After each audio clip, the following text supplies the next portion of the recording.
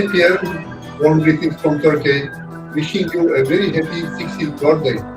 May this special milestone be filled with pride, all that you have accomplished quietly for many good years ahead. Your experience, your leadership, history gain, all the gains are truly inspiring. May this year ahead bring you complete success, with health and many memorable moments when we friends and colleagues. Please, if you want to be important here, thank you so much.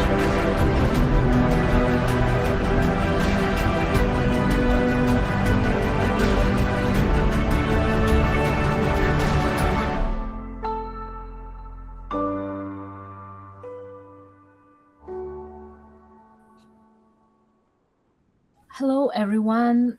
Welcome to our online open day. My name is Malika. I'm the National Student Recruitment Officer at Nazarbayev University. And today we have our special guests. So the representative of Admissions Department, Janirke, and our PhD student, Xudong. Right? So very nice to meet you. And today's topic of online open day is how to get the scholarship of a new PhD program, to a new PhD program. So, dear guest, can you please shortly introduce yourself? Okay, so my name is Taishibekova, and I am a manager in the admissions office. So thank you, Malika, very much for inviting me for this podcast. I think this is a really nice opportunity to communicate some of the important questions to our applicants, especially that the deadlines are approaching. So again, I think this is a really nice opportunity. Thank you. Hello, everyone. My name is Xudong. I come from China. I'm a first-year PhD student in Eurasian Studies at Nazarbayev University. And thank you for university invited me for share about experience from the student's perspective. And I wish you all the people can get the scholarship in next year, right? Thank you so much. So, and now we're switching to our questions to our guests. So, Janirke, first question is for you. You are like the representative of admissions team. Can you please tell me about the main steps of the applying to PhD programs to the scholarships? So if we talk about the application process, there are several key steps that have to be highlighted. The very first step is that the applicants have to register on our admissions portal. Then they have to create their personal account. And in their personal account, they will have an opportunity to select and apply for up to 2 graduate level programs. And I think here it is really important to also note that when we say graduate programs, this includes all graduate level programs, PhD, master's, residency. Therefore, I think it is quite important for our applicants to make their choice in advance, right? And so after they, let's say, have chosen 2 PhD programs, they can fill in the application form. Very important to make sure that all of the entered data, all of the personal details are accurate, no spelling mistakes. Then they will upload all of their documents. Then please make sure that the submitted documents are in English language. So after that, the applicants can finalize their submission and pay the application fee, which is normally 15,000 tenge. It is approximately $30. However, please note that prior to the application deadline, the application fee may rise threefold, and it becomes 45,000. And for example, this year's application deadline for our local applicants is March 30th. Therefore, the application fee increase is anticipated on March 16th at 2 p.m. So this is also quite, I think, important to communicate to our applicants, because there is still time to hurry up and submit their applications as soon as possible. Then, so after this, there is one more very important step that not be neglected, right? Should not be ignored is uploading their IELTS results, because this is where a lot of applicants get confused, since the results have to be first sent to our university by the test administrator, meaning that it's, for example, IDP or British Council who sent their results. The institution codes are NU or admissions office. And after that, the applicants will be able to go to their personal account, and then in the upload IELTS section, they will enter their TRF number, and that's how they submit their results to our system as well. That's how we can also verify the accuracy of the results. So finally, this is the Main whole steps, process of application. Okay, dear viewers, as you can understand, so we have the deadline to the scholarships for PhD until the next week, as you know, March 17th.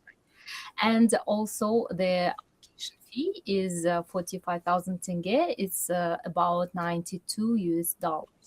So this is the application fee amount. Okay, and dear Janirke, I have the following question for you. The next question is, what does the NU scholarship includes? So I think first of all, we can say that there are several NU scholarships, especially for PhD students, the Nazarbayev University grant, Alash grant, and also a BI grant for our international candidates. And normally these scholarships they cover the full tuition fee, they cover the fee for the entire period of education, which is typically 4 years. Then they cover the basic medical insurance, which may include some general procedures like doctor visits or emergency procedures. Then these stipend also provided. It is around, it is 262,000 tenge for this academic year. Okay. And also the applicant, so it's the medical insurance, the tuition fee, the stipend, and so basically this is it for the grants. That's a really great opportunity, actually. And I also wanted to mention that, as I mentioned, we have the deadline until March 17th. This is for international students, but for local students, we still have time to PhD programs until March 30th. So, okay. And Xudong, I have a question for you. The following question is, what was the most challenging part for you during your application to the scholarship for PhD? Right. I think there were two big challenges for me when I applied for Nazarbayev University. Firstly is time management. Oh. I mean, when I applied for Nazarbayev University, I just graduated because I did my master degree in UK, and we always graduate at December. Yeah. But after December, I just found two part-time jobs that make me no time to write like a research proposal. But I do like a schedule. For example, one day every day for 2 hours or 1 hour to rethinking about my research idea and write every day. I don't think a PhD application we can do PhD application for 1 day or 2 days because you should have your own research idea. Yeah. And second challenge I think is for research proposal. Okay. You know, PhD program is different. Bachelor and master is that the research is started by yourself. But when you study by bachelor, for example, history, you just have for example, textbook, and you should remember the knowledge from the book. Yeah. And that's all. And for master, you will use some, for example, a research method by the help with your supervisor. Oh, okay. But PhD is start by yourself. When you apply for your PhD application, you should have a research proposal. It's mandatory document. Yeah. So I think to create a research question, and this research question is also a research gap. It's also useful for today's development. Is very important.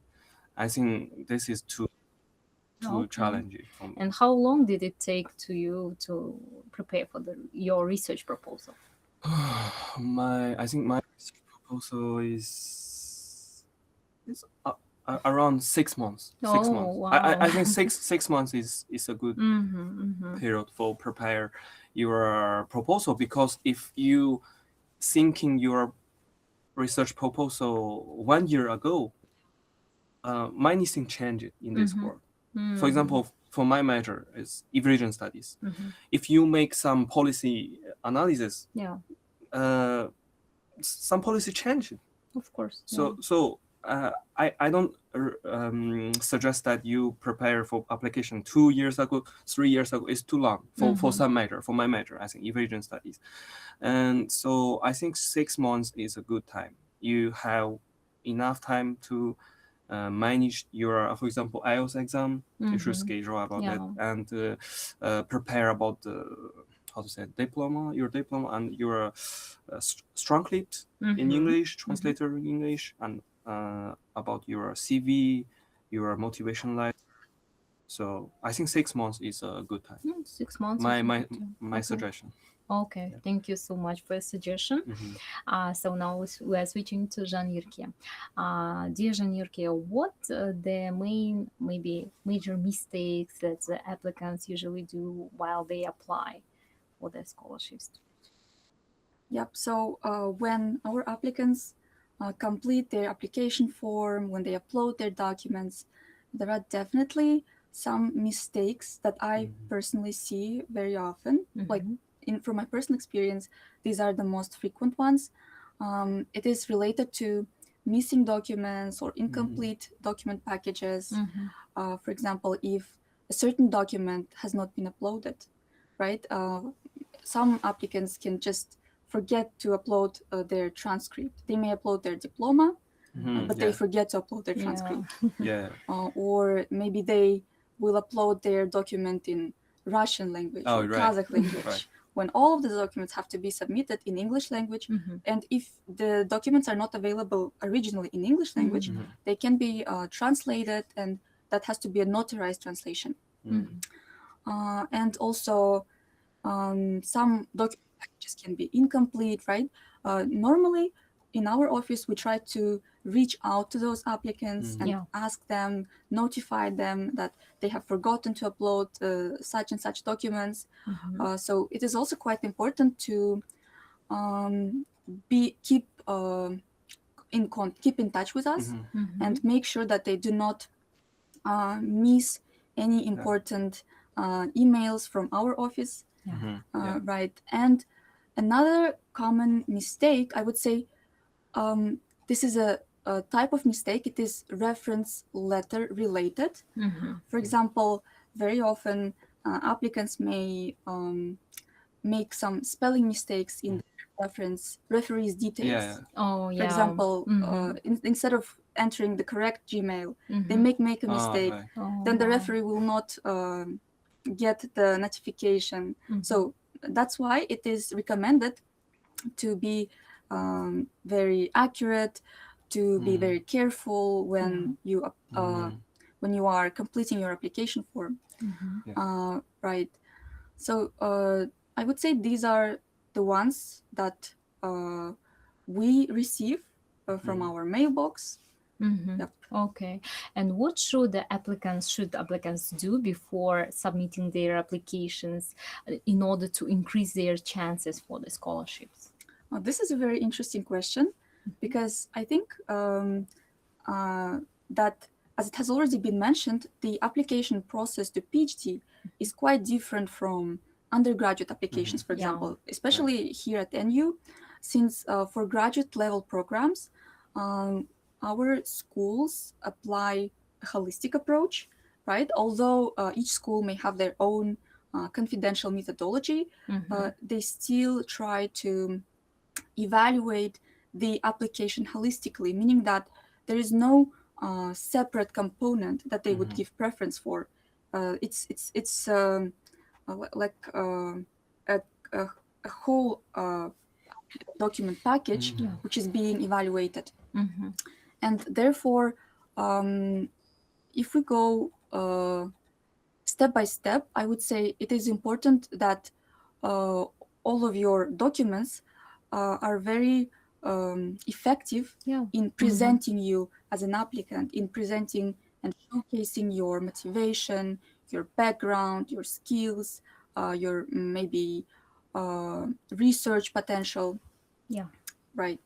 And also a quick tip is to, of course, apply all of your documents as early as possible, so that the applicants could also increase some feedback from our office, because as it has been mentioned before, we try to keep in touch with our applicants, and if the application is submitted late, then maybe there will be just less time for our applicant, to somehow fix some of the moments, to maybe send the missing documents and so on. Thank you so much, dear Janirke. It's very informative. Hopefully it will be very useful for our viewers for now in their future applications to new PhD programs. So, and the next question I have to our student Xudong. Which part of your applications do you think helped you to get the scholarship? What do you think? I think firstly, as I mentioned, that is research proposal. My research question is close to Central Asian, close to Kazakhstan. When I write the research proposal, my research question is about internationalization of higher education of Central Asian and how education influence of the national identity. So I think this question is close to Eurasian Studies. Because my major is Eurasian Studies. And it's also our university have like public policy like this, and I think if you want to get the scholarship, you should have a research question close to the university research direction. And another thing I think is my platform. I think I did my bachelor degree in Kazakhstan, and it's more close because I know the language, and for me it's my dream school, Nazarbayev University. And I also have I think I show my high motivations to apply for the university. I think and what resources have you used for your application? What can you maybe strategies that you can recommend? I suggest one thing is that is to go to the university, to visit Nazarbayev University on campus. For me, I think there is also one important thing that I get the scholarship because I participate in the conference, GSPP conference in 2024 when I applied for the university, because I think I want to visit university. It's two side advantages. For my side, I can know Nazarbayev University better. Because it's different from the online, from site. When you come here, you will visit the beautiful campus, Olympic level swimming pool. That's yacht design of this campus, and also you can show your research question. You can present your research question to the professors, and they will give you like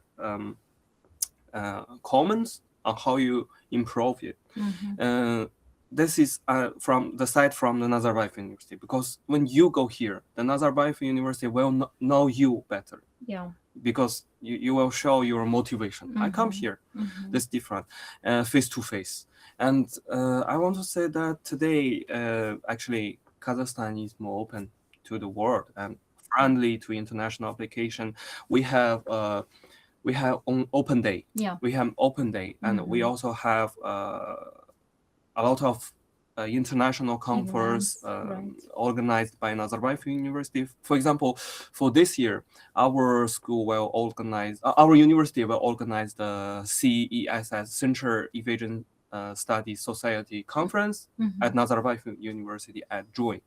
And I think there is a good opportunities for international application if you want to study here. And the deadline, I think, is also in the March. So you can find the information from our site. And so my suggestion is that come here, visit us, Because Thank today we have Kazakhstan, we have e-visa, Yeah. and of also course. visa free for many countries. For China, we Mhm. visa free. You just take your passport and go here, apply for some conferences or some open day. I Mhm. think this is my suggestion. Yeah, thank you Yeah. so much, dear Xudong. So, the topic of the research proposal helped you. It was close to your specialization, to your major here. You already considered the schools of Nazarbayev University. You have visited before the Nazarbayev University. Of course, this is the great opportunity for. We have the great opportunities for international students, and we are open to arrange and organize the different kinds of campus tours in our university. So, and it will be very useful, and we will be very happy to to meet the new applicants and the potential students on our campus. And also we are going to have the summer research projects. Every year we have the summer research projects, and we can organize like summer camp to international students, and we can, of course, you can connect us, and we can organize programs especially for the students, for the school students also, who are coming and would like to take part and to see the university. And of course, for the students of the universities who are planning to have their master's or PhD programs at Nazarbayev University, they also have the opportunity to live on campus, to spend their time here, and of course to visit, to attend our courses of our professors. And thank you so much. This is the really, great information from your side to our students. Okay, and I think that it is very for all of the students, it's very informative that we can provide this kind of opportunities in order to be closer to the university, and you can make your choice by yourself, by not only through the videos or other, but you can come and see and feel that by yourself. And okay, thank you so much. Yes, Janirke, Maybe would you just like a to? quick follow-up, just complimenting Xudong's answer. Mhm. I would like to say that another key tool, something which can be very beneficial for our applicants, are the university websites. Because if you really go and try to research across the university website, school website, there can be a lot of useful resources. Even you can go to the faculty list and Yeah. see the A professors. writing center. Yeah, Yeah. a writing center. There are sample of CV, sample of Yeah. personal Yeah. Exactly. statement. Mhm. Yeah, this How site. to write the motivation Yeah. letter as well. Yeah. You can So- find in our site is writing center, and your writing center. Yeah. Yeah. On our website, you can find all the information, relevant information about NU schools and their programs. And also each of our school has their own websites, and you can find the specializations, majors that will be close for yourself. And thank you so much, dear colleague, dear student, for your advice. And this is really useful. And now we can switch on to our questions that we have from our audience. Just a second. So I will start with the questions, and we can continue. So the first question is starting from March 16. The regular application fee is 15,000 tenge, will increase to 45,000 tenge. We kindly encourage you to submit. Okay, just it's okay. It's informative. Yeah. The next one is from Agirim Abalam. Is an age limit in participation in NU PhD program?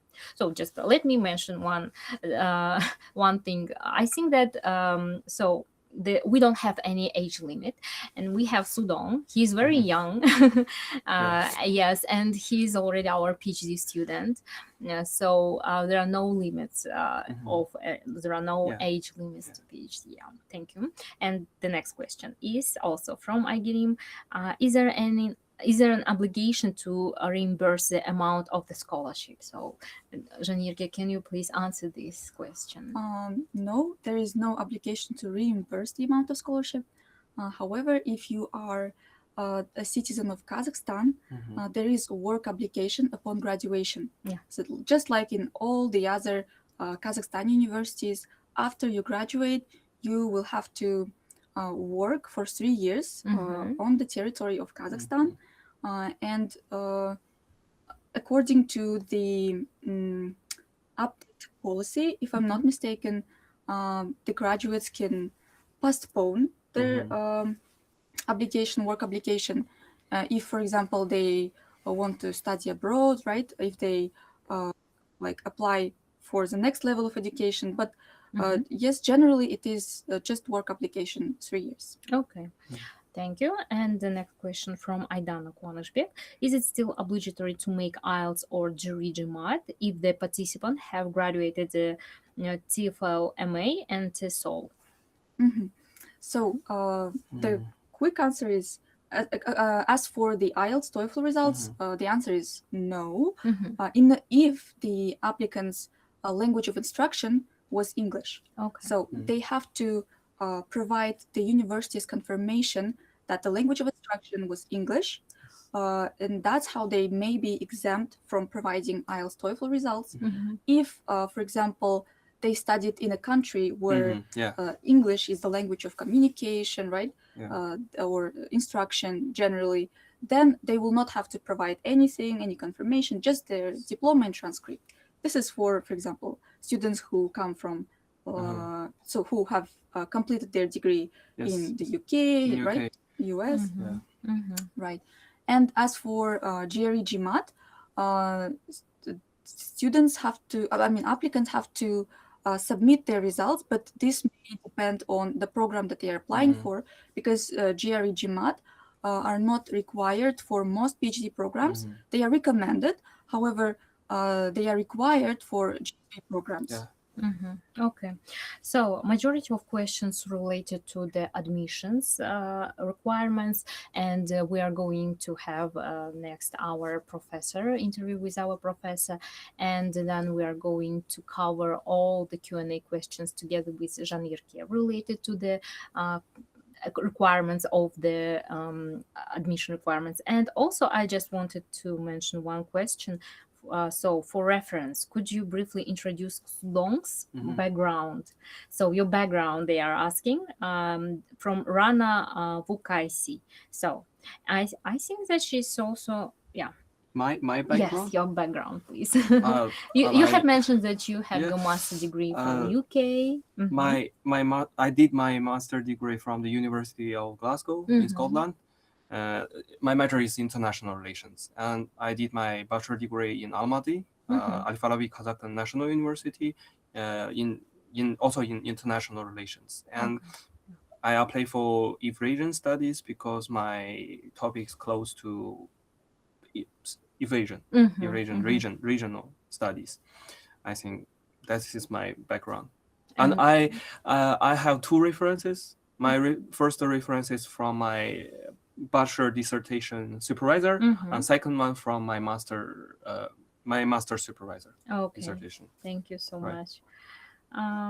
Okay, and how did you know about Nazarbayev University, by the way? Oh, right, that's a good question.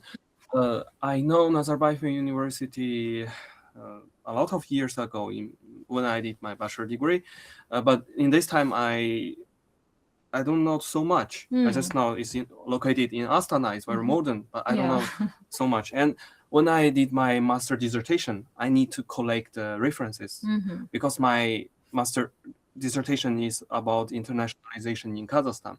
And when I found the reference, the articles, around maybe 60 or 70% of my reference I found very prestigious is product by Nazarbayev University staff for a student. So after that, I think, wow, I want visit. I want meet with the professor, meet with the student. That make me that made you very interested in our university, Nazarbayev University.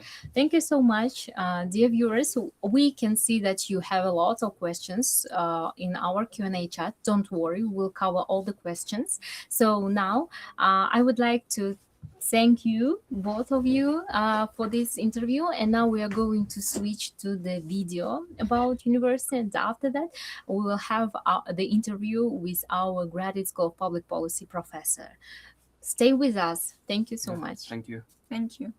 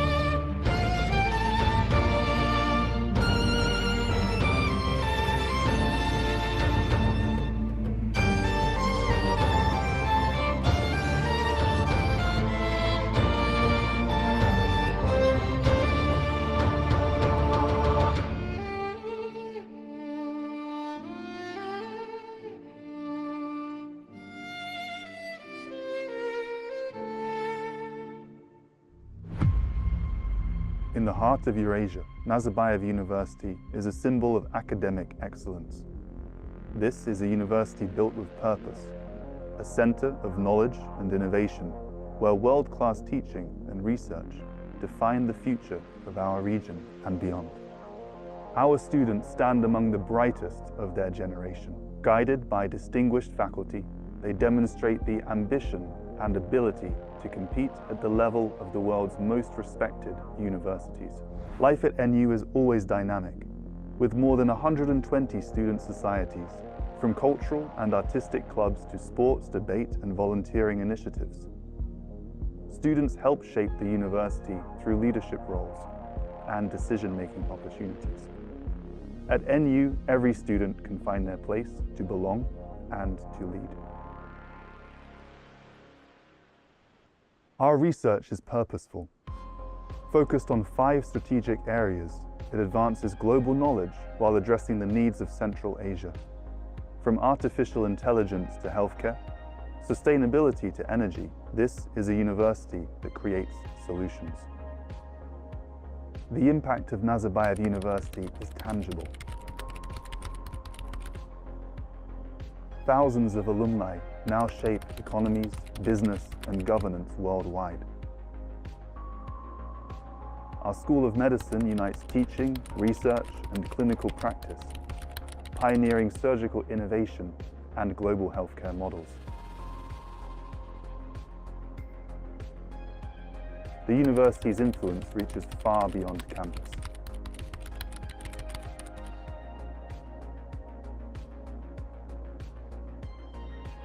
Nazarbayev University is not only advancing knowledge, it is redefining higher education, transforming the way universities serve society. Here, ambition meets opportunity. Nazarbayev University, advancing Central Asia, preparing leaders for the world.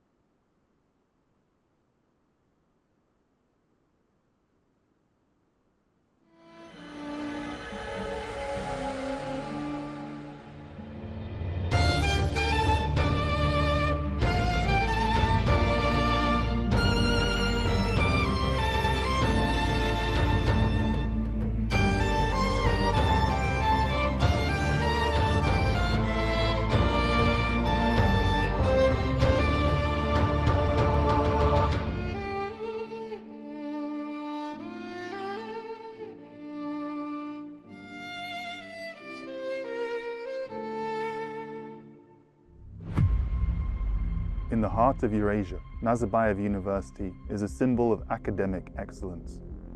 This is a university built with purpose, a center of knowledge and innovation, where world-class teaching and research define the future of our region and beyond.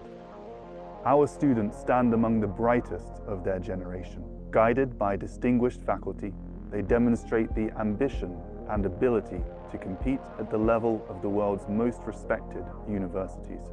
Life at NU is always dynamic, with more than 120 student societies, from cultural and artistic clubs to sports, debate, and volunteering initiatives. Students help shape the university through leadership roles and decision-making opportunities. At NU, every student can find their place to belong and to lead. Our research is purposeful. Focused on 5 strategic areas, it advances global knowledge while addressing the needs of Central Asia.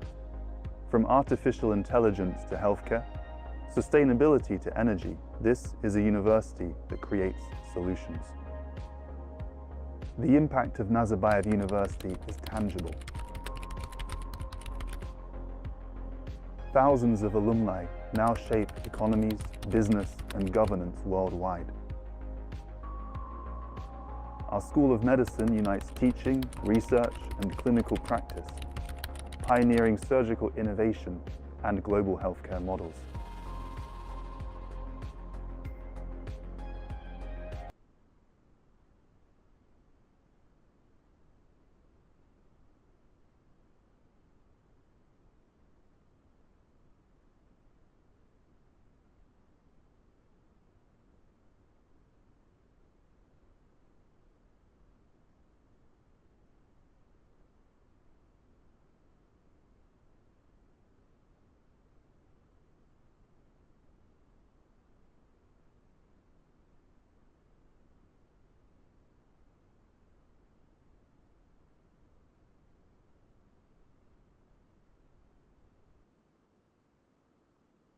Your mic is off.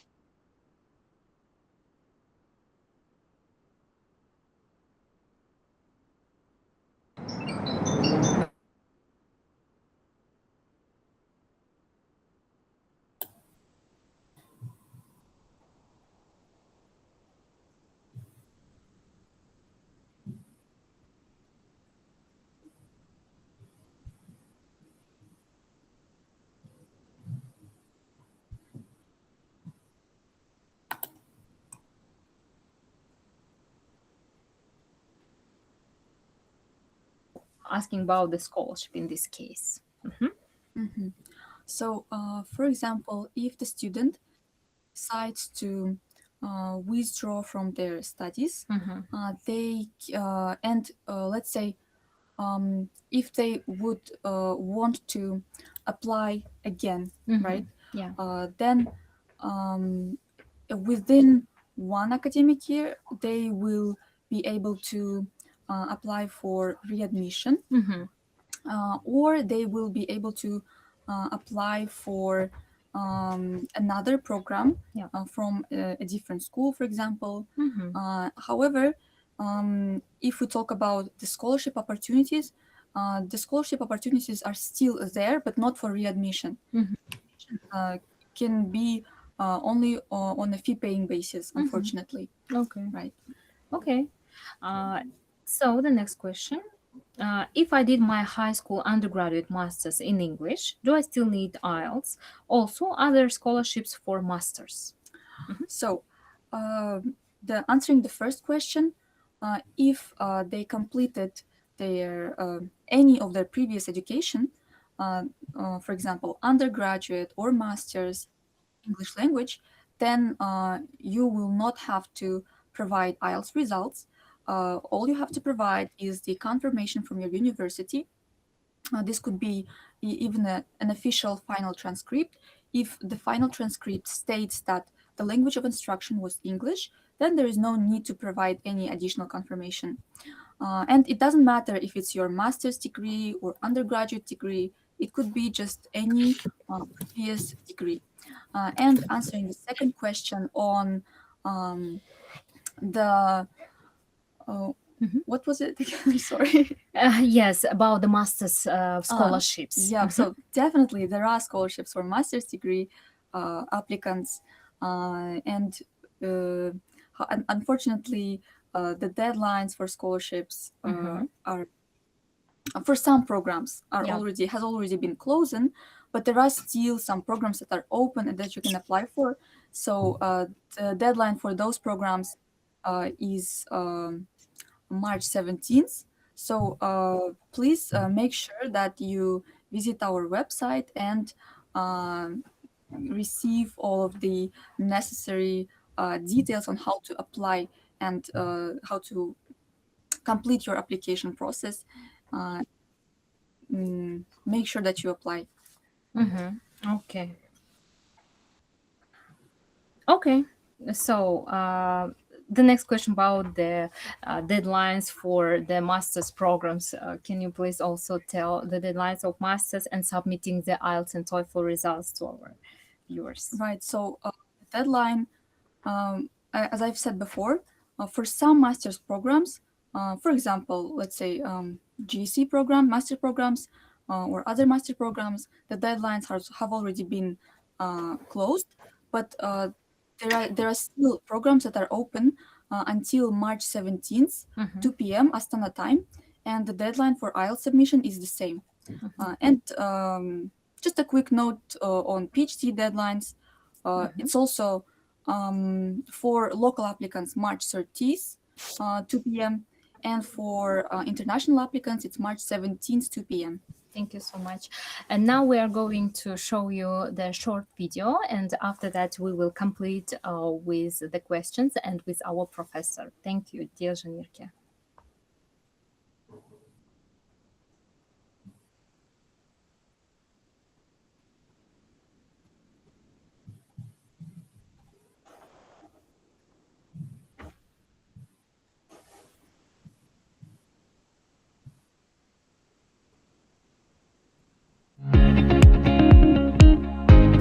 Welcome to Nazarbayev University, located here in Astana. The huge campus has all the opportunities and services for you to live, study, grow personally and professionally. Right now, we are on the main entrance of the university with the stunning architecture. Now, let me take you to a campus tour to see what awaits you here at NU.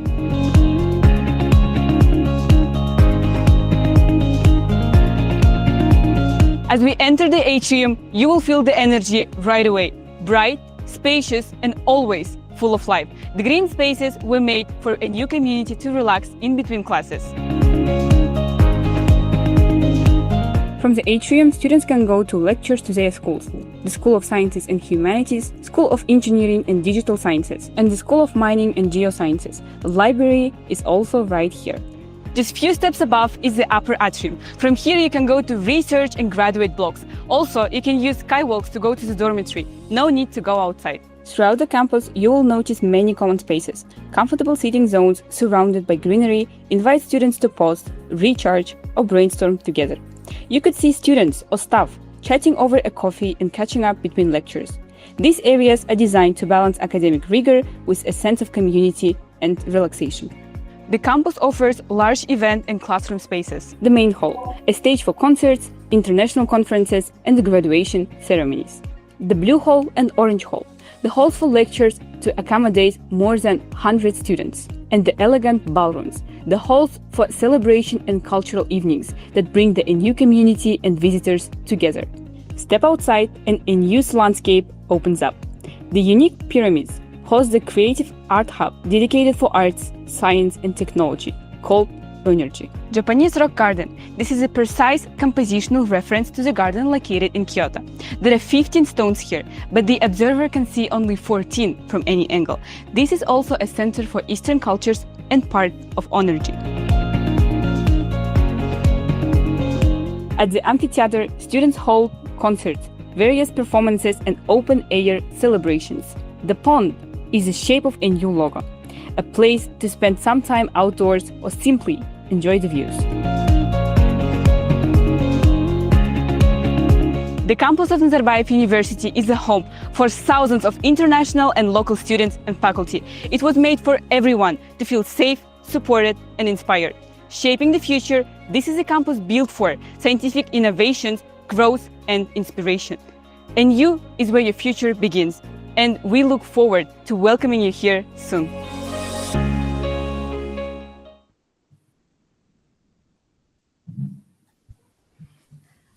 Thank you, dear viewers, for staying with us. And now we are having our Associate Provost, Dr. Luis Rojas. Dear Dr. Luis, thank you for joining us. And of course, today's online open day is dedicated to PhD programs. So the topic is how to get the scholarships to PhD programs. And I have a question for you. How competitive it is to receive the PhD scholarship at Nazarbayev University? Thank you, Malika, for having me today here, and thank you, the audience, for being here today with us. Regarding the PhD scholarships, we are offering this year quite a significant number of scholarships. We are going to 200 scholarships, which include national Kazakh students or Kazakhstani students and international students. And the ratio of admission typically is around 20 to 30+%.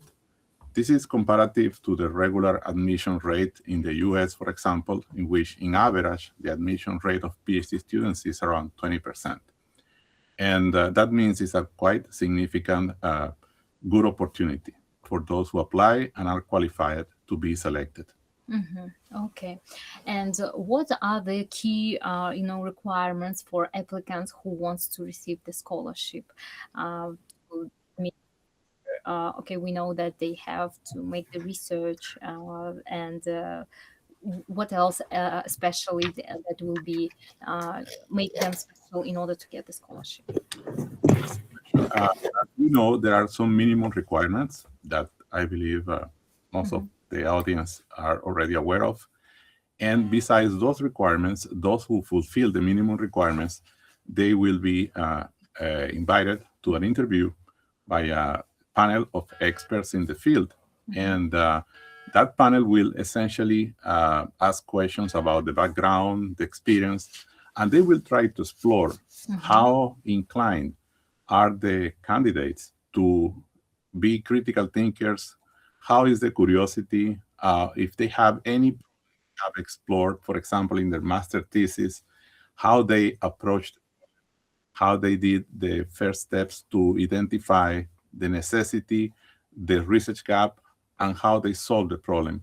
Is essentially, after you are invited to the interview, hopefully most of you will you have to demonstrate to the panel that you are knowledgeable on the field with master level, and you are capable to demonstrate curiosity and perseverance in pursuing a certain answer to a question that is of interest. And the PhD is about that. The PhD is about a journey trying to solve a critical problem in the field of your discipline. So the panel will like to see how integral is this characteristic, are these characteristics in the persons that are applying to be developed further during the 4 years of the studies. And what qualities and achievements should the candidates have in order to get the PhD scholarship? Maybe something special, or do they need to take part in the conferences? And Okay, interesting. As you know, in Nazarbayev University, as in many other universities in the world, to pursue the PhD is required a master's degree. So the panel will identify that the masters and the PhD are aligned, so you are ready to start the journey. And essentially, you might highlight, besides the curiosity and the perseverance and the organization of ideas that you had while you develop your master thesis, you have to demonstrate if you have any potential paper publications in your prior masters, or if you have any conference attendance, any projects in which you worked as a research assistant or collaborator of a group. All these elements will help to build the opinion of the panel of experts that will interview. But if you don't have that experience, but you have at least the thesis of your master's, it could be a good point to start. Try to polish this explanation, try to be prepared to present how the problem came to your hands and how you tackled the problem from the beginning until the end. That will give a good idea of your characteristics, your features as a potential skills as a researcher, because this is what it is about. And what kind of advice you can give to prospective PhD students in choosing, and how can they choose their supervisor on the research interests?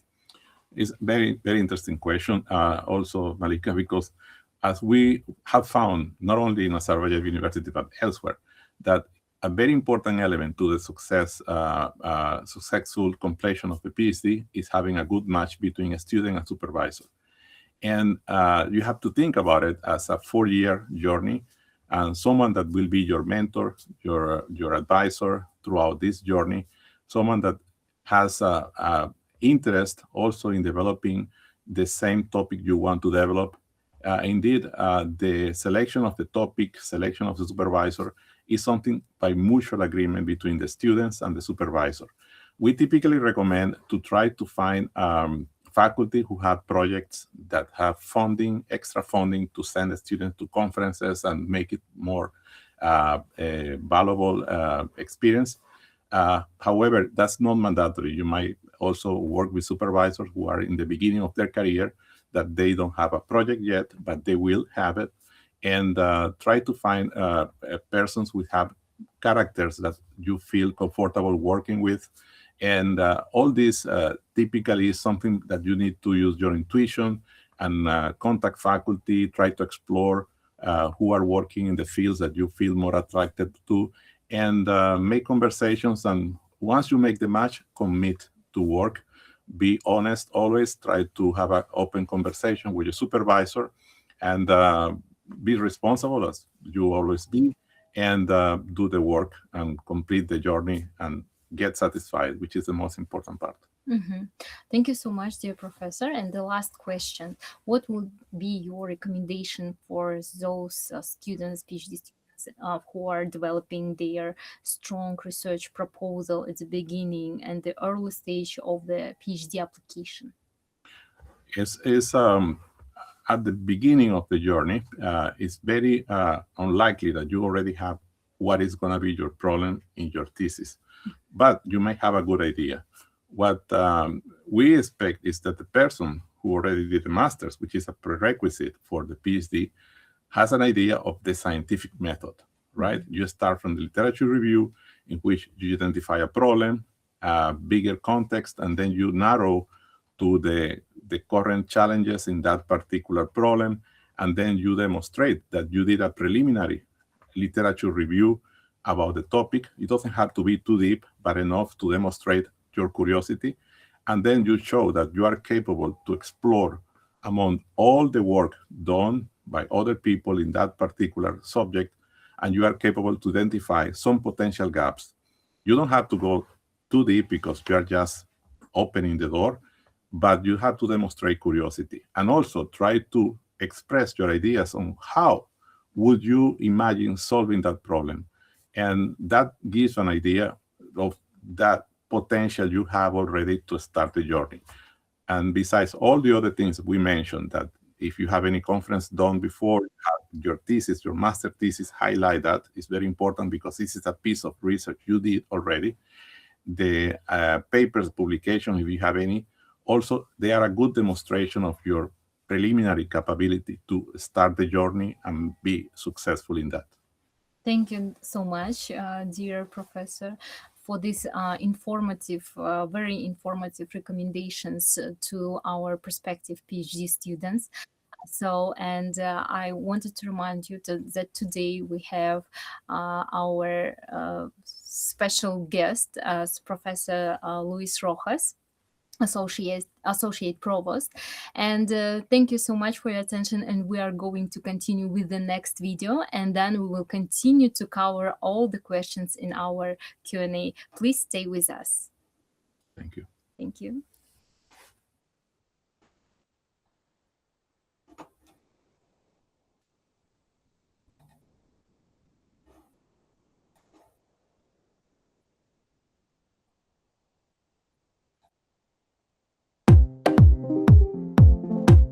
Hi there, and welcome to the Nazarbayev University Dormitory, the home for our students. This is the place where both local and international students reside, find friends, and enjoy an amazing student life. The skywalk connects the main campus to all dormitory blocks. In Astana's cold wind and freezing temperature, you don't need to go outside. Just go through the skywalk and you can access all dormitory blocks from here.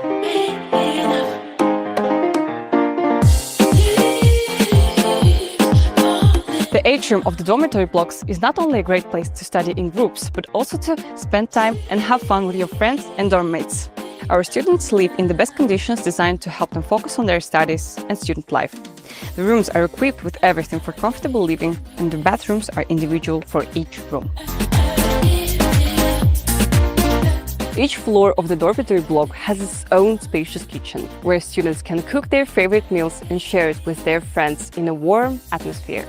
There is no need to leave the campus to go to the cinema, because we have a cinema hall right in here in the dormitory itself. From cozy movie nights to student club events, you can enjoy it all here.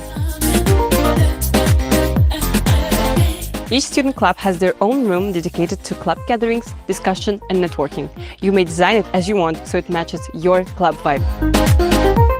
The dormitory never sleeps. You can either study with friends, chat, play board games, or chess as if you're in a Harry Potter movie. And if you're pulling an all-nighter, you can recharge at our coffee shops. In case you feel unwell, you can receive professional help in our health center, which is also located within the dormitory walls. With any questions, concerns on dormitory experience, student events, and non-academic activities, you can always contact us, Department of Student Service. We are located in the 7 dormitory blocks. You are welcome. Living on campus at Nazarbayev University means you'll get comfort, community, and unforgettable experiences all in one place. This is our NU home.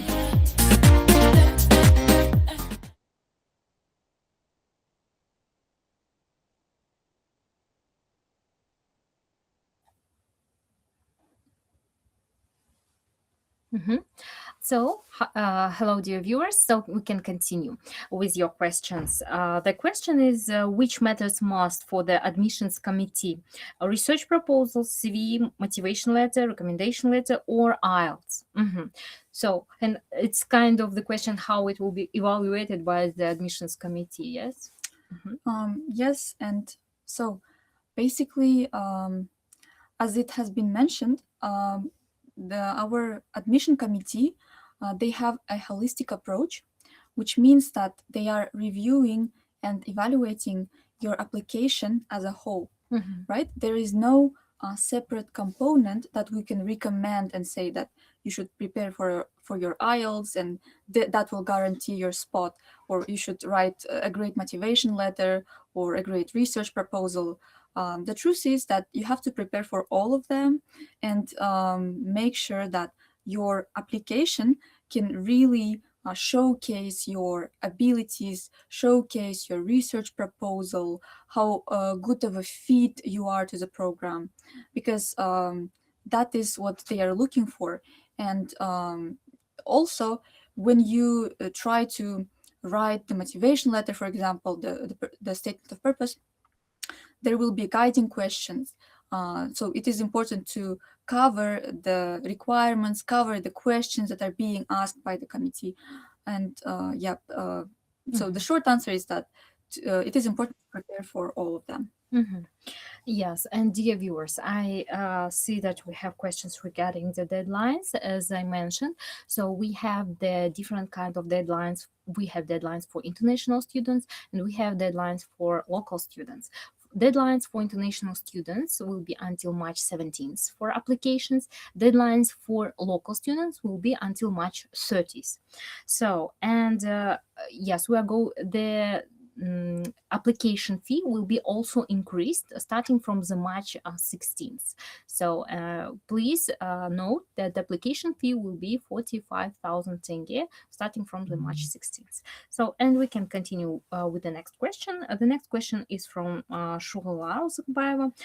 Residency. So she has 3 questions. The first one is, residency in medicine counts as a PhD in NU or no? No, right? Because we have our PhD in medicine programs, yes, in School of Medicine, but residency, it's not the PhD program, okay? The residency is necessary in order to get the license to become a doctor. As I know that if you would like to be a specific specialist, yes, in the medicine, so you have to graduate the residency program. For example, in our university, we have 6 years undergraduate programs, which is actually include the Doctor of Medicine degree, and after graduating the 6 years education of undergraduate degree, you can continue your education in residency, or you can continue your education in master's degree. So, and after that, after the master's degree, you can apply for the PhD. But what about if the student, for example, graduated the residency program, can the student continue the education in PhD, right? They could do that. Yes, they can apply for PhD, and the admission committee will consider their application. They will see to what extent their background can be an equivalent to a master's program. However, residency is not an equivalent to PhD, as it is mostly practice-oriented, and PhD is more research-oriented, and so. Yeah. Thank you. Okay, thank you, Janirki. And we are moving forward to the next question. Does the expired IELTS exam result count? I took IELTS exam in 2019. So unfortunately, no, expired results cannot be accepted. You have to make sure that your results are valid when you are applying. So, for example, there is no specific date that your exam results should be valid until, let's say, August 30th, right? No, there are no such rules. It should be valid when you are applying. Yes. And the next question, also from the Shugala. I finished my internship program in May and final exams and in the end of June. Can I apply this year, or do I have to wait until the next year?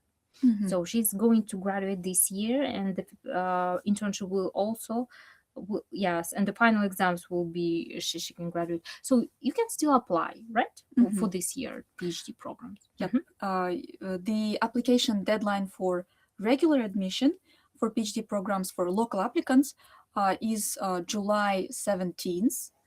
However, in that case, you will not be able to apply for a scholarship because the scholarship deadline is March 30th. However, since I mean, if they want, they can apply right now, right? Yeah. Before the deadline. Yeah. Because they can use their current transcript, their current documents, and after that, after they receive an admission offer, they can just send the final transcript and documents later on. Yeah, dear Shugala, you actually still have time to apply because we have the deadline until March 30th.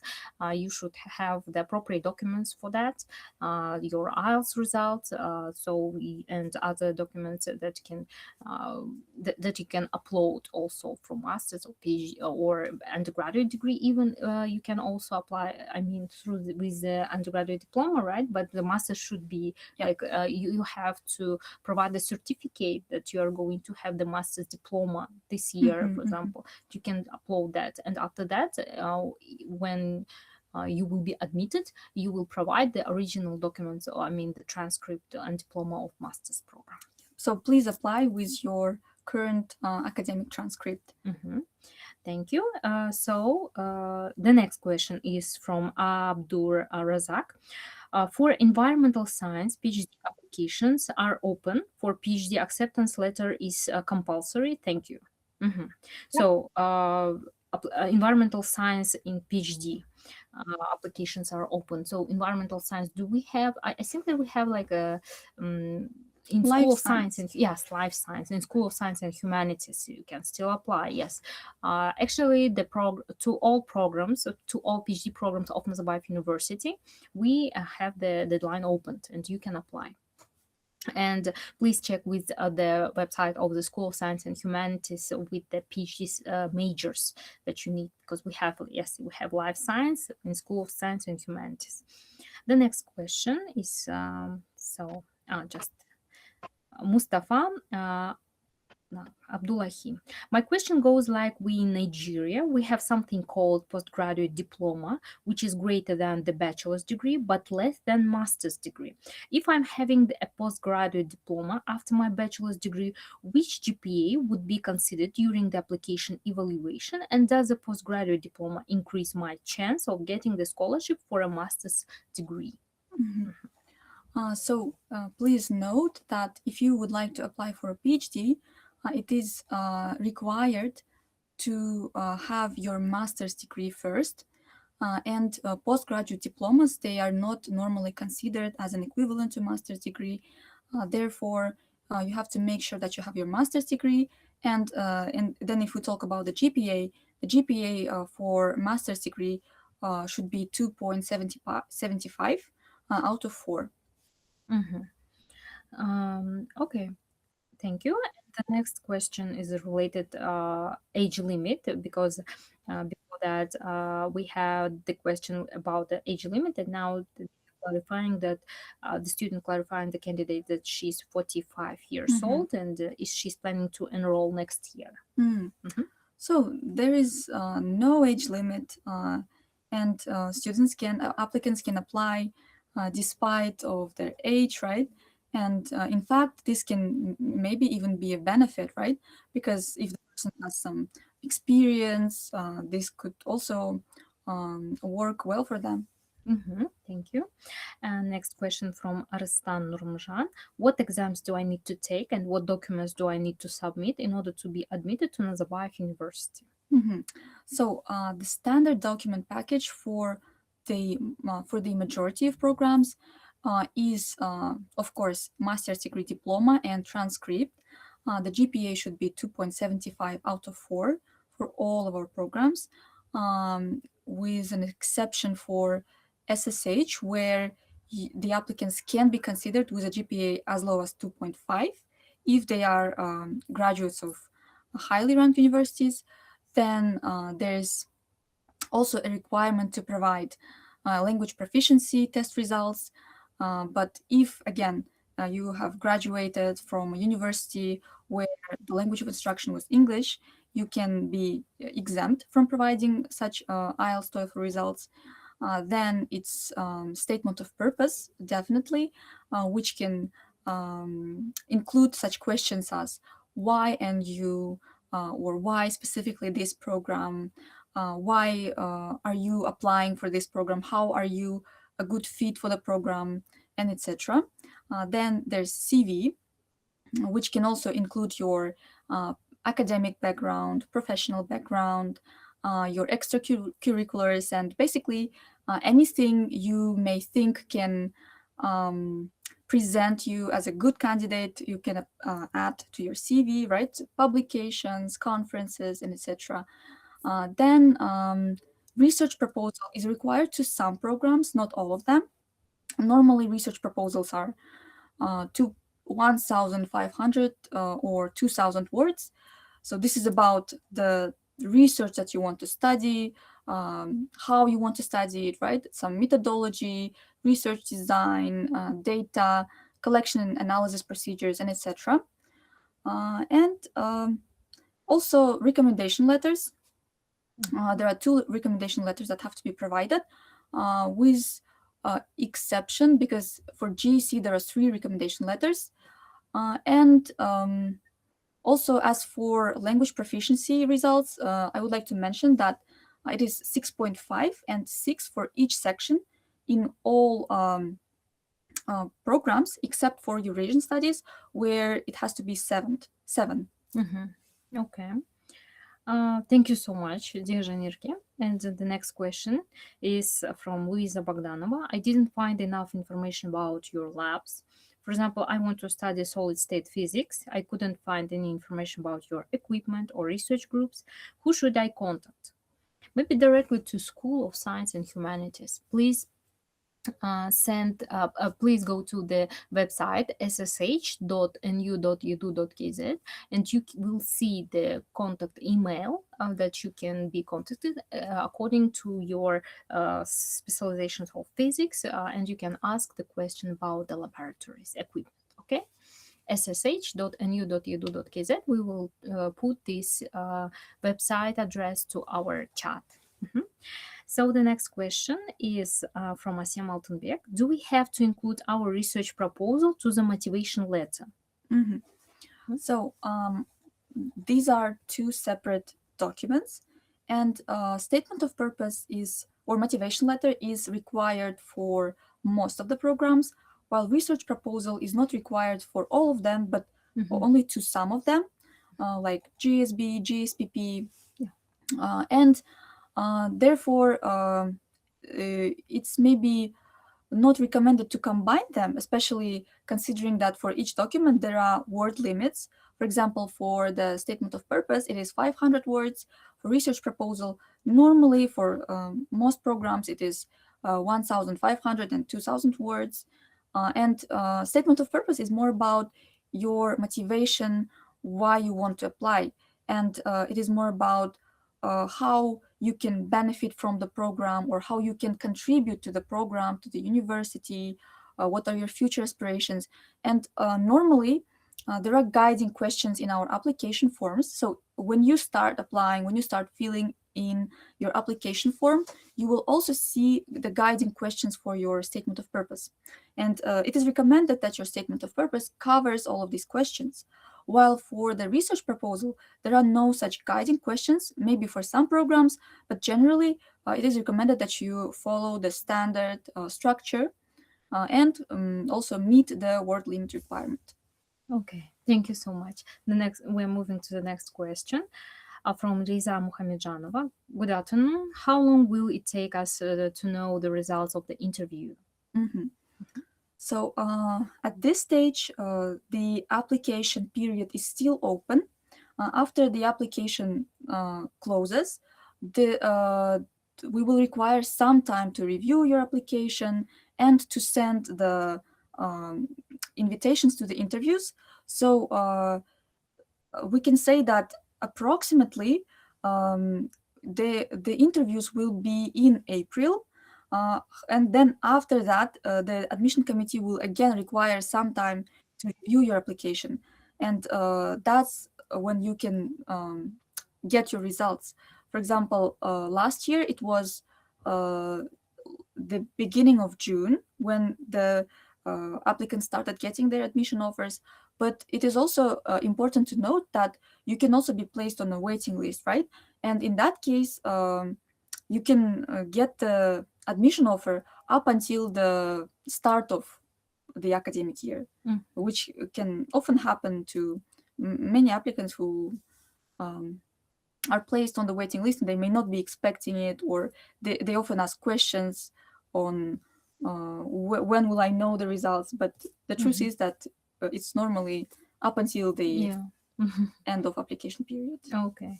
And the next question is about the from Ziria Kusainova. Could you please provide more details on 200 PhD scholarships? So I think this is quite an interesting question because from my perspective, nowadays, our university is trying to attract as many PhD students as possible. The universities, as Nazarbayev University is a research-oriented university, it closely aligns with the values of the university, which is why now there are a lot of scholarships that are being distributed across schools and programs. However, we cannot say in advance how many grants there will be, because that is some confidential information, and the results you will see a bit later.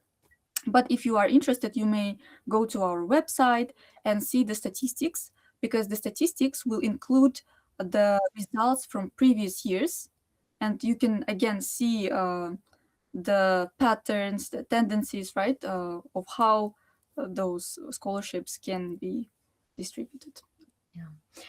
Yes, and the next question, we have so much questions, and I'm very happy with that. Sorry about that, Jan Yurke, but I think it is really a big interest from our viewers, and that makes me very happy. Thank you for staying with us. And the next question is from Ignacio Hutin. So, hi, I'd like to know what topics are typically covered in the PhD program in Eurasian Studies. I'm worried that my project might be too focused on political science or international relations, while the program focuses on regional, cultural, and social issues, history, or anthropology. Thank you. Eurasian Studies, PhD.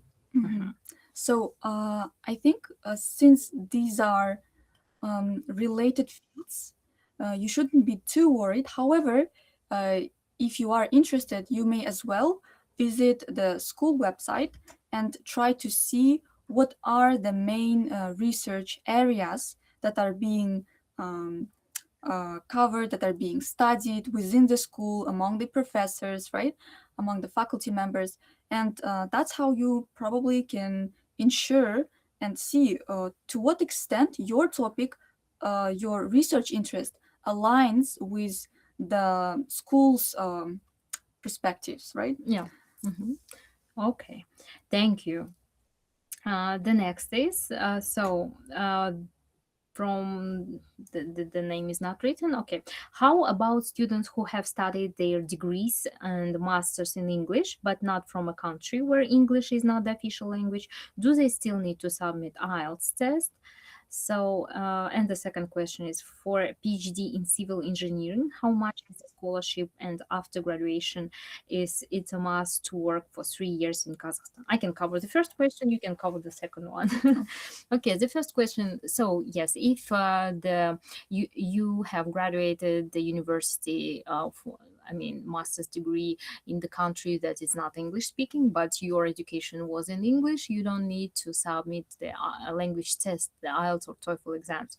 You just need to upload your transcript, diploma, and also the confirmation letter from your university that you have graduated from a master's degree or undergraduate degree. This confirmation that all subjects that you have studied was in English, so that the language of instruction is English. With the help of this confirmation, you can upload this confirmation, and that will be okay for the admissions department, admissions office, that they will consider your documents. Yes, and the next question is about PhD in civil engineering. How much is the scholarship, and after graduation, is it a must to work for 3 years in Kazakhstan? I think the candidate is local one. So the amount of scholarship is the same for all PhD programs that have grants. So the monthly stipend is for this academic year 262,000 tenge. And as for the work obligation, the answer is yes. If you are studying on a state grant, just like in other Kazakhstan universities, after graduation, there is work obligation for 3 years. And also, dear candidates and applicants, I wanted to mention that our PhD students have the great opportunity to work on campus, to be the research assistants, and the monthly salary for research assistant, it's about like $1,000. So, and also our master students, they have the opportunity to work on campus to become the teacher assistants TA, and their salary will be around $500 per month. So this is the great support for our students, for those who are not able, for example, PhD students who study for full time and who are not able to have the full time job, so they can take this chance and to work being the research assistant and to get the monthly salary for that. So additional to the stipend for those who have the scholarships. The next question from Dilbar Nizomova, sorry. Can you please give more information about scholarships and what they cover? Do scholarships cover family dependents, spouse, children? Are they allowed to accompany students while they study in New York? Okay, just what kind of opportunity are there for international students? So as for the scholarships, as it was mentioned, the scholarship covers the full tuition fee for an entire period of education. It covers basic medical insurance. It covers the monthly stipend. However, it unfortunately does not cover the expenses for family members or the partner.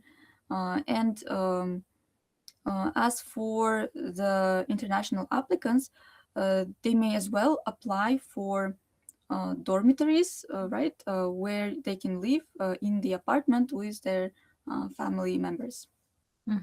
Okay. The next question is the application closed for this year? I mean, PhD marketing, full funding. Is there any application fee marketing PhD? We don't have marketing, right? But we have like the similar, we have the economics, we can provide the business, also finance and management, yes. But unfortunately, we don't have marketing. PhD, yes. Right. There is no such program as PhD in marketing, but there is also a range of PhD programs that you can apply for. So you can also review the list of programs and select the best one which you want to apply for.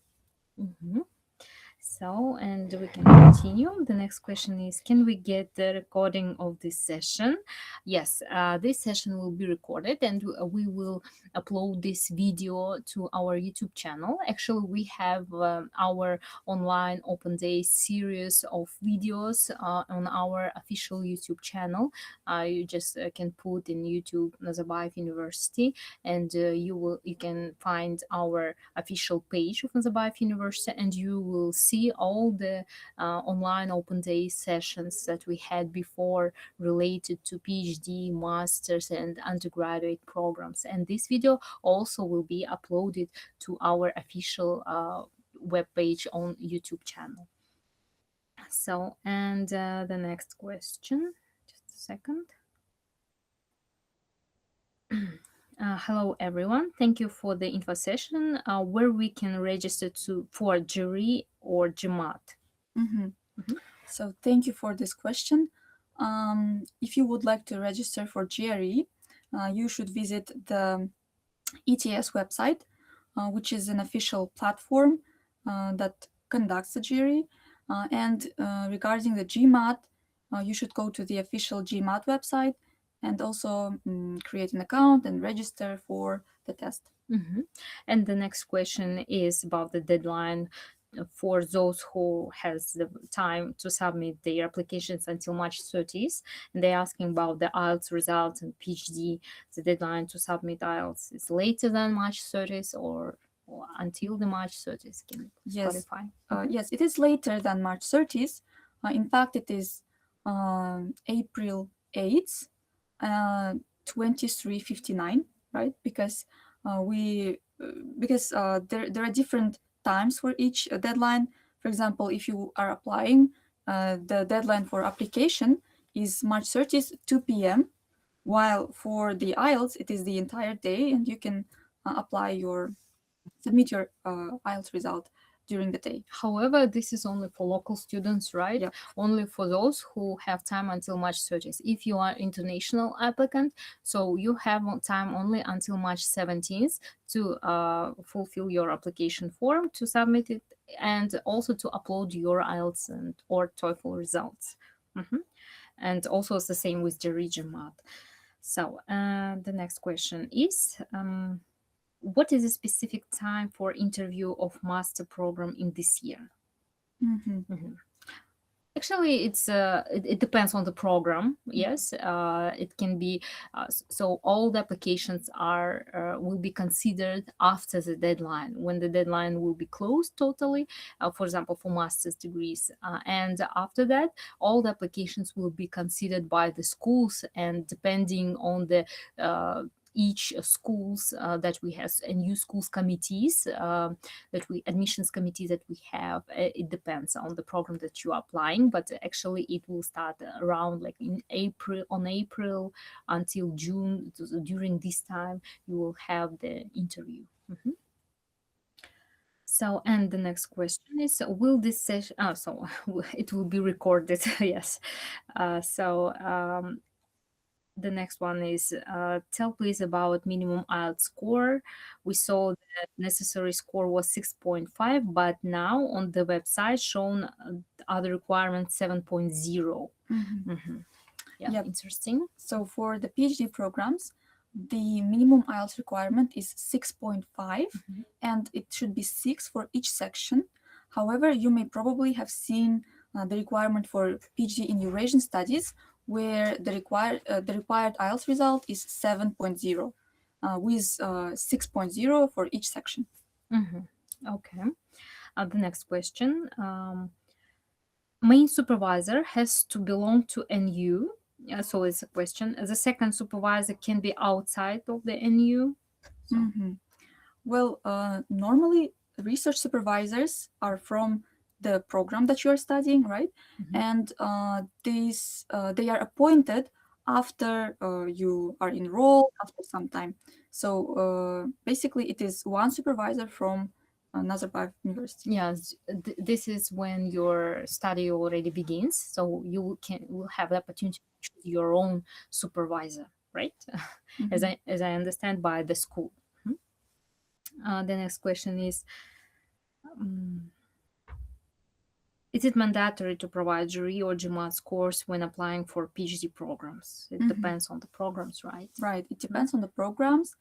It is recommended because it can be a good asset. It can demonstrate your skills, right, knowledge. However, it is not required. It is required for GSB, the Graduate School of Business, where there is no minimum score, but you have to submit your existing valid test report. So the next question is, if there is a career gap in 4 or 5 years after the master degree, can in BA an obstacle for getting into PhD program?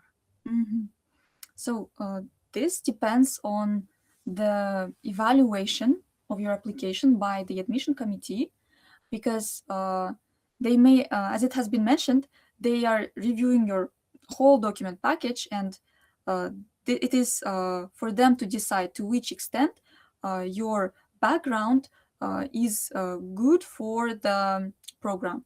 Therefore, even if you do not have work experience, or you have a gap in work experience, you can still apply for the program, and the committee will consider to which extent you are a good fit. Even, for example, if the work experience is obligatory, is required, but you have, let's say, less years, then you still can apply. Thank you. And the next question is, just a second. My master's thesis topic differs from the research topic I wish to pursue in my PhD. Also, the major is the same. How much might this affect my chances of admission? Could this be considered a problem? So I would say that the most important part here is to justify your motivation and your interest in the program, because even when you write the research proposal, you will also reflect and elaborate on the background, right, on some literature that exists and why you are interested, why this topic is important. So typically this is not a barrier, but however, it is for the committee to decide, because they are reviewing your application and they will see to what extent this is a good topic to continue with, for example. Okay, and we have the next questions. Will the admission process stop during the Nowruz holiday? And the second one, if I submit after the 16th, will it affect the admission result? So answering the first question, Yes, during Nowruz holiday. well, the deadline still the same, March 30th. Anytime within this period, of course, you can apply. Even if you have certain issues or questions, you can always contact us and email us your concerns. We will try to respond as soon as we get back to work. And also for the second question, no, but the thing that differs is the application fee, right? Because you are applying after the application fee increase, but the results are viewed, all of the results are submitted to the admission committee after the deadline. Okay. So it's very clear to know. And the next question, is there application fee waiver for attendant? No, we're not going to give the application fee waiver for attendance of today's session, unfortunately. So, but thank you for staying with us and being so active. So the next question is, do we have to submit the separate application for the grant? No, you don't need to do that. So you are applying through the portal, and you can choose your program, you are choosing your school, and you will see the application form, the empty application form, and you will just put that you are in your application form, you have to put whether you're applying for scholarships or for tuition fee. So, and you have the chance to make a tick in your application form and to fulfill this application form.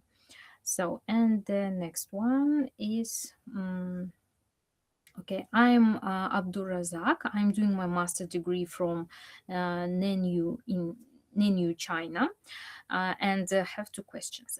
First, acceptance letter is compulsory for PhD in NU, and the second one, IELTS or TOEFL or GRE needed? Thank you. The acceptance letter is compulsory for PhD. So probably this is about official confirmation from your institution where you are studying, right? Because so in this case, no, such acceptance confirmations are not required, but you can apply with your current academic transcript, and after the admission committee reviews your application, you may be offered a conditional offer, with the condition being the provision of your final transcript and your diploma before a certain date. So in your case, you may apply with your current academic transcript. And for the second question, about the IELTS, TOEFL, GRE needed if the student is like graduating masters from China. Well, so coming back to this IELTS exemption topic, if you have studied in English language, any of your previous degrees, undergraduate or master's, you can provide an official confirmation from your institution about the language of instruction, or you can also provide your transcript where it's written that your language of instruction was English. So this would be enough to cover the language proficiency requirement. As for GRE and GMAT, again, this is depending on the program that you are applying for, recommended but compulsory for GSB programs only. So we're moving to the next question. I have master in law, LLM, and also master in public procurement. My PhD sphere relates to public procurement. Shall I apply for PhD school in NU? School of Public Policy, is it correct approach? Oh, well, yes, there is a Graduate School of Public Policy at Nazarbayev University, and the program is called PhD in Public Policy. And there is also another program called Doctor of Public Management. And it is recommended that you visit the school website and also try to see for yourself to which extent your interest, your research interest, aligns with the school, right? And when you are applying, you can also justify your motivation, your interest in the program, because if we say generally, there are no such restrictions that if you are studying this, you should apply for this. No, the committee will decide to which extent you are a good fit. So please apply. Okay. The next one is, hello, dear presenters. Are there any specific requirements for writing research proposals and motivation letters? Where can we see the samples? So there are no specific requirements if we talk about like general structure. However, in your application form, depending on the program, there may be certain guiding questions, and also although there is no template of the research proposal, you can still try to follow the basic structure of the research proposal, because research proposals, they mainly cover some problem background, right? Problem statement, methodology, data collection, data analysis procedures, because this is your proposal of what you want to research and how you want to do it. So please try to identify the area of interest and then write the proposal within the set word limit. So this is the most important thing. Thank you. The next question is, should the motivation letter be to 500 words as mentioned in the application website, or up to 1000 as mentioned in SSH website? So the word limit for motivation letters is 500 words, meaning that it is not recommended to exceed the word limit too much and also to write too little. It should be around 500, because that is a typical amount of words where you would be able to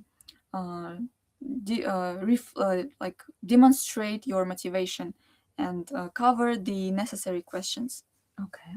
The next question is about the master degree application.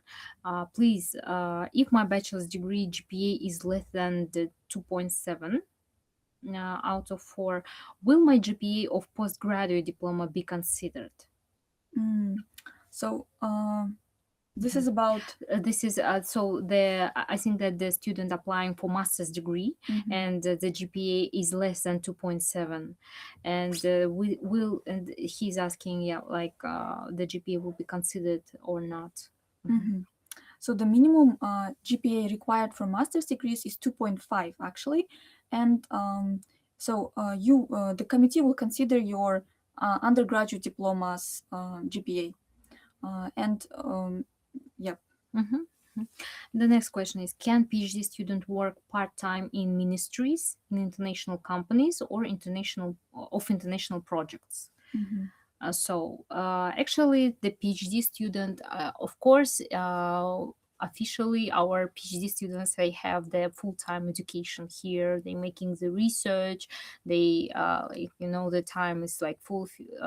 But if the students have opportunity to work somewhere part-time, it's okay, it's fine. But all the, necessary classes or special research processes should be attended by the student, by the candidate. That is why we are providing the research assistance job on our campus for the PhD students, for those who would like to work, and they can work with the professors related to their research, of course, and to get money, to get the salary for that. But if the student, they have their like part-time job that is not is like it's going parallel with the education, so it's fine.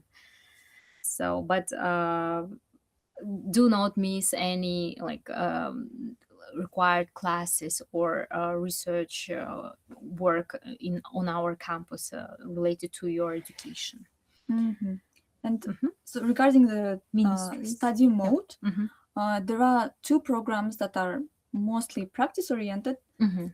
Those are Doctor of Public Management and the newly opened Doctor of Business Administration program at the Graduate School of Business. So this can be combined with work. Oh, so these two programs can be combined with the works. Okay, thank you. And the next one, is there a PhD program for physics, especially for general and theoretical physics? So there is a PhD in physics program at the School of Sciences and Humanities. And if we talk about the general requirements, the applicants should have a master's GPA 2.75.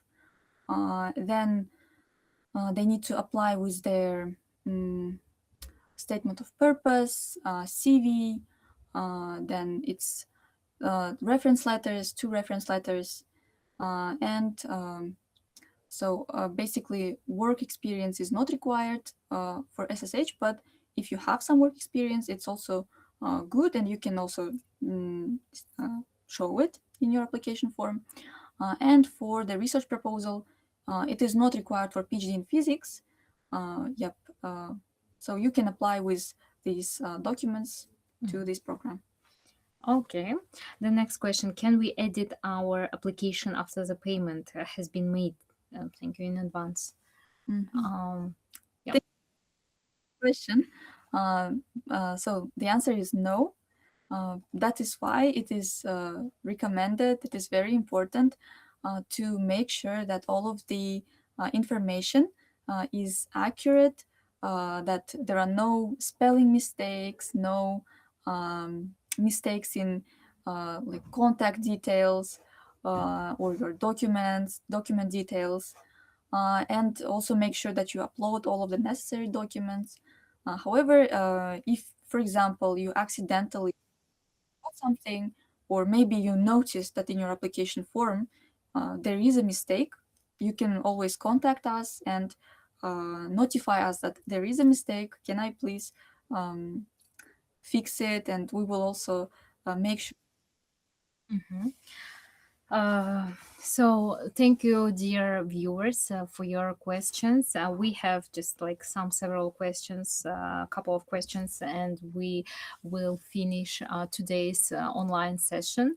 So you will have the opportunity to today's session on our YouTube channel, as I mentioned before. So, and the last couple of questions that we have is about my research skills is not really good. Does it affect of getting the scholarship? I would say that you don't need to be worried too much about this. Of course, it is recommended that you prepare your application carefully, that you maybe study some resources when you write your research proposal, but it's not required to have some prior research experience. as normally the first year in PhD covers some basic courses on research methodology. And so that's how you will learn to conduct research when you come to your PhD studies. And we have questions here from, so when will the interview be? So as I mentioned before, we had the same questions about the time of the interview. It usually starts from the April until June it can be. So please check your email, because all the invitations for interviews and other information from admissions are coming to the email. So please always check your email and also spam box. And regarding the time of the study hours on PhD or masters, yes, it depends on the program that you are choosing. Actually, it depends because the schedule is the scheduling depends on, first of all, from the schools, from professors and the office of registrar. That can make, but sometimes it can be different. It can take like a whole day. Sometimes it can just take 4 days a week or like 5 days a week, differently depending on the program. So, and the last question is, are the PhD for education sphere? My master is in this sphere. May I also change to another sphere, for example, design? Is it possible? So, answering the first question, there is a PhD in education program at the Graduate School of Education, and you can definitely apply for this program. And the requirements are just like for other programs. The GPA should be a competitive one, by the way. Then there's also a difference in recommendation letters, because there should be 3 recommendation letters provided for this program. Then you should also provide the CV, statement of purpose, research proposal. And regarding the second question, you can change your study direction. It is not required that you continue your education, which you have completed in your master's degree, right? It could be something else, not education. However, there is no such program as design, right? So you can also view the full list of programs and see which one are the most suitable for you. Maybe it's PhD in Eurasian Studies, maybe it's PhD in Public Policy, right? So it is recommended that you see the full list. Thank you, dear Janirke. This is a great effort from your side. Thank you, participants, for being so active, for staying with us during this session, for joining us, for asking the useful questions. And we wish you good luck, and thank you for your kind comments. We can see that. If you have any additional questions, you can send us your questions after this today's online open day session to our info admissions nu.edu.kz or undergraduate or graduate admissions, PhD admissions, yes. And all the necessary information if you are interested in specifically in the majors and to know which kind of laboratories do we have, equipments and so on, you can find on our official websites of our schools. That you can, every school, as I mentioned before, has its own website, and all the websites you can find on our main nu.edu.kz website. Please open this website, attend this website, and you will find all the necessary useful information for you. We try to be very informative. We try to give you all the relevant information for helping you to apply for the new scholarships, and we wish you good luck in all your beginnings, and hopefully you will get the new scholarships, and we wish you to become our Nazarbayev University students. Thank you so much. This was very interesting. Your questions were very interesting for us, and have a good day. Thank you.